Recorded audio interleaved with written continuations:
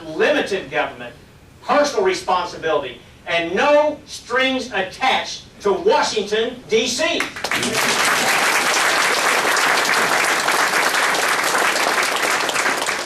I believe Republicans, more than that, I believe conservatives within the Republican Party are the answer. And I believe it is time that we again embrace the values that I'm sharing with you today. I believe it is our responsibility to accept the challenge of reclaiming our purpose as a free people. This will not be an easy task.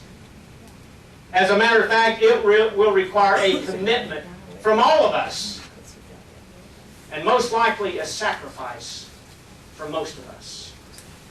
Thomas Paine said that the summer soldier and the sunshine patriot, in other words, the part-timers, those who aren't really invested, those who have been sitting on the sidelines, he said, will in this crisis shrink from the service of their country.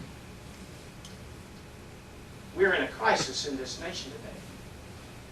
The crisis is our freedom is being destroyed. What's happened in Congress has filtered down into the state of Oklahoma. When things get tough, when the odds of success seem insurmountable, and we can't do anything about it, it seems it may just be easier to shrink back, as Thomas Paine said. Step back. Hope someone else is engaged in the fight. But we are in a fight for our lives. We are in a fight for the freedom of this nation. You and I must prepare ourselves for battle, and we also must win the war. Now, if you're like me, you may get discouraged occasionally. I've actually asked myself, why am I in this battle? Why are you in the battle? Why are you here today? Can you make a difference? You bet you can. Can I make a difference? You bet I can. Someone once said that one honest voice can be louder than the crowd. One honest voice can be louder than the crowd. By the way, that was Reese Witherspoon in Legally Blonde 2 that said that.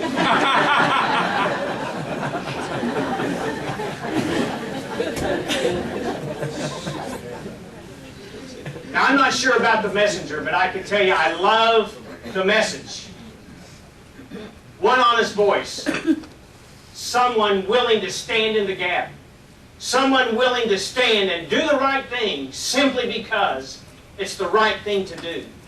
Someone willing to take a stand can make a difference.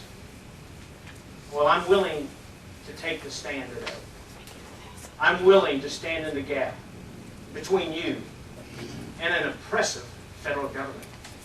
And I would be honored to have your help and your support as I stand firm.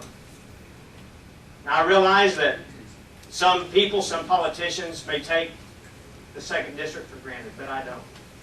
As a matter of fact, I have traveled extensively in the 2nd District over the last many months. Some politicians may refuse to have an open discussion and a fair exchange of ideas. But I'm here today.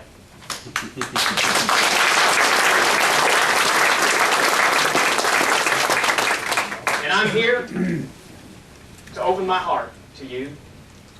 I'm here to share my vision of a better Oklahoma. Who am I? I am someone who is excited about the future. I am someone with great expectations, high hopes, and a vision for Oklahoma. I'm someone who believes in people rather than in politics. And if you believe as I do, I'm asking for your help. I'm asking for your support. And I want to leave you with this. This is exactly how I feel today. A quote from Ronald Reagan in his farewell speech. He said, I appeal to your best hopes, not your worst fears. I appeal to your confidence rather than your doubts. And my dream is that you travel the road ahead with liberty's lamp guiding your step and opportunity's arm steadying your way. Folks, our path has darkened just a little bit in our country. But the opportunity for freedom has been reignited around the state and around this nation. And if you really want to know who Randy Brogdon is, I can sum it up with this. I'm a man of faith, I'm a husband, and I'm a dad. Those are the priorities that give me purpose. And my purpose for wanting to serve you as governor is to lead this state to a practical use of our founding principles and spread freedom once again. Now, it's our turn. It is our duty. It is our destiny to pass freedom on to the next generation.